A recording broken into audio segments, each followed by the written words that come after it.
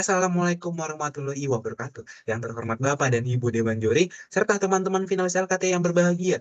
Sebelumnya, perkenalkan kami dari Universitas Diponegoro. Pada kesempatan hari ini, kami akan mempresentasikan hasil karya tulis kami yang berjudul Pemanfaatan Kayu Cemara Berkarbonisasi dengan penambahan polianilin berbasis karbon nanotub menggunakan sintesis in situ untuk meningkatkan superkapasitor berkinerja tinggi. Dewan Juri yang terhormat, saya meminta izin kepada Dewan Juri untuk memutar cuplikan video dari kami. Dewan Juri yang terhormat, berdasarkan cuplikan tersebut kita tahu bahwa meningkatnya permintaan global terhadap solusi penyimpanan energi telah mendorong dilakukannya penelitian secara ekstensif terhadap material canggih untuk superkapasitor. Dewan Juri yang terhormat, bahan elektroda tradisional sering sekali melibatkan sumber daya yang sangat mahal dan tidak terbarukan. Sehingga mendorong eksplorasi opsi alternatif yaitu kayu cemara yang berkarbonisasi yang telah muncul sebagai pilihan yang menjanjikan dikarenakan harganya yang murah, melimpah, dan karakteristiknya yang ramah lingkungan. Dewan Juri yang terhormat, ketika kayu cemara dikombinasikan dengan nanotub karbon yang berbasis polianilin yang menggunakan sintesis in situ, kayu cemara berkarbonisasi telah menunjukkan karakteristik yang menguntungkan, yang menjadikan bahan yang layak untuk superkapasitas berkinerja tinggi. Dewan Juri yang terhormat, sifat unik dari kayu cemara yang berkarbonisasi bersama dengan sifat konduktif karbon nanotub dan karakteristik elektroaktif polianilin menawarkan jalur potensial untuk meningkatnya kinerja superkapasitor. Kombinasi ini menghadirkan pendekatan inovatif untuk memenuhi permintaan akan solusi penyimpanan energi yang efisien dan ramah lingkungan.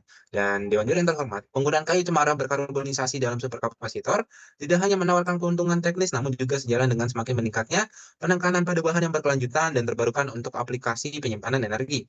Dalam penelitian dan pengembangan di bidang ini, telah menunjukkan hasil yang sangat menjanjikan dan menyoroti potensi bahan kayu dalam memajukan teknologi penyimpanan energi. Dewan Juri yang terhormat, berikut rumusan masalah, tujuan, dan manfaat dari karya tulis kami. Dewan Juri yang terhormat, sebelum lebih lanjut, perkenalkan kami dari tim Cemara dan bersama satu rekan saya dan satu dosen pembimbing kami. Baik, selanjutnya terdapat tinjauan pustaka yang kami gunakan. Dewan juri yang terhormat, kami menggunakan kayu, khususnya kayu cemara, yang merupakan komposit berpori alami yang terdiri dari selulosa, hemiselulosa, dan lignin, serta sebagian besar strukturnya yang terdiri dari trakeid. Lalu Dewan juri yang terhormat, kami juga menggunakan karbonisasi yang dilakukan untuk mendaur ulang sisa-sisa kayu dengan cara mengubah segala bentuk bahan mentah organik melalui pirolisis, sehingga dapat mempertahankan porositas bawaan. Lalu Dewan juri yang terhormat, kami juga menggunakan karbon nanotubes atau yang biasa dikenal dengan CNTS yang merupakan salah satu jenis karbon yang berbentuk silinder mulus yang dibentuk dengan membungkus lembaran grafen dengan atom karbon. Lalu Dewan juri yang terhormat, kami menggunakan polianilin yang merupakan polimer konduktif yang terbentuk dari monomer anilin yang dapat menghantarkan listrik. Lalu Dewan juri yang terhormat, kami juga menggunakan superkapasitor yang merupakan terobosan baru di bidang penyimpanan energi yang memiliki power density yang lebih tinggi dibandingkan baterai dan energi density yang lebih tinggi dibandingkan kapasitor konvensional.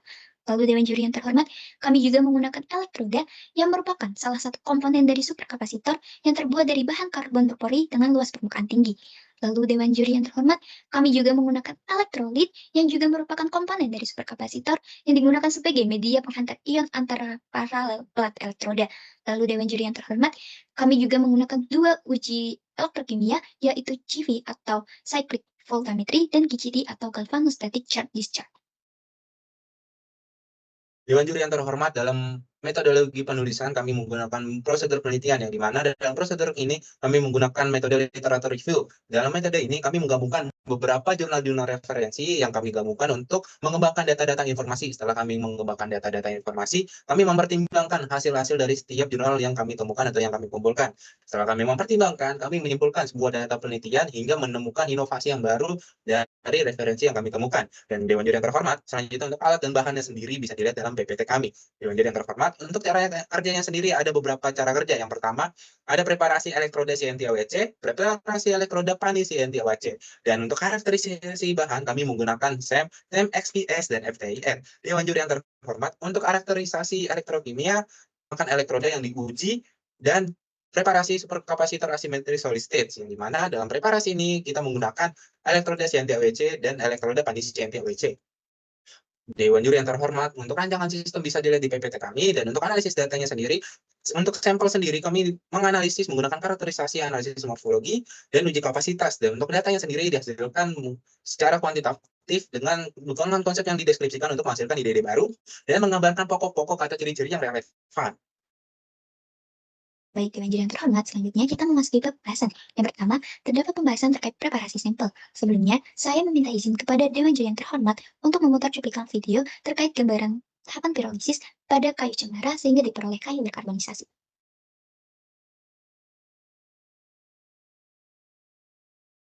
Pada preparasi sampel, pertama-tama, potongan kayu cemara dikeringkan di udara, kemudian dipotong kecil-kecil setelah 6 jam, irisan kayu tersebut dimasukkan ke dalam tungku tabung, lalu dipanaskan irisan tersebut, kemudian diaktifkan dalam karbon dioksida pada suhu 750 derajat Celcius selama 10 jam.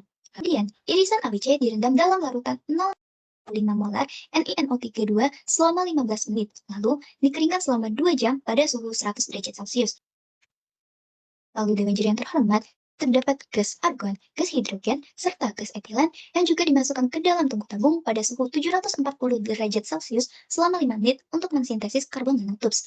Ya, irisan CNT-ABC direndam dalam campuran 20% asam nitrat dan 20% asam sulfat selama 5 menit. Kemudian selanjutnya, irisan ABC dan CNT-ABC dipotong menjadi roda kerja. Kemudian, pani diperoleh dengan elektrode posisi potensiostatik pada potensial sebesar 0,75 volt. Elektroda pani AWC dan pani CNT AWC dikeringkan selama 6 jam. Baik Dewan Juri yang terhormat, selanjutnya terdapat pembahasan terkait analisis morfologi. Dapat dilihat Dewan Juri yang terhormat, gambar A menunjukkan hasil SEM dari tampilan samping irisan AWC, di mana irisan tersebut memiliki struktur trakeit yang unik. Lalu, gambar B dan C menunjukkan hasil SEM dari pani yang disintesis pada trakeit kayu berkarbonisasi, di mana gambar B merupakan tampilan samping, sedangkan gambar C merupakan perbesaran dari gambar B. Kinerja elektrokimia elektroda irisan pani AWC diuji dengan menggunakan 3 elektroda. Lalu Dewan Juri yang terhormat, berdasarkan gambar analisis morfologi yang ada di sebelah kanan, gambar A menunjukkan hasil SEM tampilan samping dari irisan CNT-AWC, di mana CNT tersebut ditanam di dalam trakeit. Lalu, gambar B dan C menunjukkan hasil SEM dari elektroda irisan pani CNT-AWC, di mana terjadi pemanfaatan ruang trakeit secara meningkat dan mempertahankan struktur trakeit yang unik. Sebagai tambahan, gambar C merupakan perbesaran dari gambar B. Lalu, gambar D menunjukkan hasil TEM dari pani CNT-AWC, di mana pani dan CNT menunjukkan struktur nano cangkang inti. Lalu Dewan Juri yang terhormat, gambar E sampai J menunjukkan pani yang diendapkan pada permukaan CNT. Baik, Dewan Juri yang terhormat, selanjutnya terdapat pembahasan terkait analisis XPS. Dapat dilihat Dewan Juri yang terhormat berdasarkan gambar spektrum XPS dari komposit pani CNT-AWC, gambar C menunjukkan produk akhir bebas dari pengotor, dan adanya S menunjukkan masuknya SO42- selama proses pengendapan elektrokimia. Lalu, gambar D menunjukkan spektrum C1S resolusi tinggi dari komposit pani CNT-AWC, di mana terlihat puncak C1S terbagi menjadi 5 puncak dengan energi ikat, terutama pada 284,7, 285,5, 286,4, 288,4, dan 291,1 dengan satuan elektron volt. Lalu, gambar E menunjukkan spektrum O1S resolusi tinggi dari komposit pani CNT-AWC, di mana terdapat puncak pada 531,6 dan 532,8 dengan satuan elektron volt. Lalu, gambar F menunjukkan spektrum N1S resolusi tinggi dari komposit pani CNT-AWC, di mana terdapat puncak pada 398,9, 399,9, dan 401,6 dengan satuan elektron volt. Hasil ini sesuai dengan hasil SEM dan TEM yang menunjukkan bahwa pani berhasil dilapisi pada irisan CNT-AWC. Baik, Dewan Juri yang terhormat, selanjutnya terdapat pembahasan terkait analisis FEIR. Pengukuran eksperimental spektrum dilakukan untuk memverifikasi komposisi produk akhir. Dapat dilihat Dewan Juri yang terhormat, berdasarkan gambar spektrum FEIR, komposit pani CNT-AWC menunjukkan pita yang berbeda. Terdapat puncak pada 3428, 2878, 1595, dan 1464 dengan satuan cm pangkat min 1 disebabkan peregangan min NH+2, NH, CN, dan CC. Sedangkan pada puncak 1297 dan 1237 dengan satuan cm pangkat min 1 disebabkan oleh regangan CN. Gerakan lentur dalam bidang CH terletak pada 1133 dengan satuan cm pangkat min 1. Dewan Juri yang terhormat, berikut analisis spektroskopi Raman, yang dimana dalam analisis ini digunakan untuk memverifikasi komposisi produk akhir, dan untuk hasilnya sendiri menampilkan puncak karakteristik pani dan membentuk beberapa vibrasi. Yang pertama ada vibrasi tekuk C ikatan H, yang kedua ada vibrasi regangan, yang di mana dalam ikatan C dengan N, dan kemudian ada vibrasi renggangan antara C ikatan rangkap N dan getaran tarik antara C ikatan N+. Dewan juri yang terhormat, kami menggunakan uji siklik voltametri. Dalam uji ini, kami menggunakan berbagai sampel dan berbagai masanya. Dan untuk yang pertama, Dewan juri yang terhormat ada di grafik yang di sebelah kanan. Itu merupakan sampel pani AWC dengan masa yang berbeda. Untuk hasilnya sendiri menunjukkan bahwasanya terdapat pembinaan yang berbeda pada jendela potensial minus 0,2 volt hingga 0,8 volt. Dan untuk hasil ini menunjukkan terdapatnya puncak reduks yang sangat jelas. Dan Dewan juri yang terhormat, dari grafik tersebut menghasilkan puncak redoks yang berbeda dan bentuk lengkungan yang tetap terjaga dengan baik, bahkan pada kecepatan pemindaian yang lebih tinggi. Selanjutnya, Dewan juri yang terhormat, ada uji siklik voltametri dengan sampel pani ASC. Dalam uji sampel ini terdapat ada 3 grafik. Yang pertama pada gambar A menunjukkan bahwasanya CV ASC all solid state mencapai 1,8 volt dengan kurva kecepatan pemindaian 5 meter volt. Dan untuk gambar B itu merupakan salah satu uji isotolis test dengan kecepatan pemindaian 10 meter volt, dan hal ini menunjukkan tegangan pengoperasian perangkat tersebut dapat mencapai 1,8 volt. Dan Dewan juri yang terhormat, pada gambar C itu menunjukkan kecepatan pemindaian dari 5 meter volt hingga 20 meter volt dan menunjukkan perilaku kapasitif yang sangat baik dengan kuasi kurva persegi dan simetris.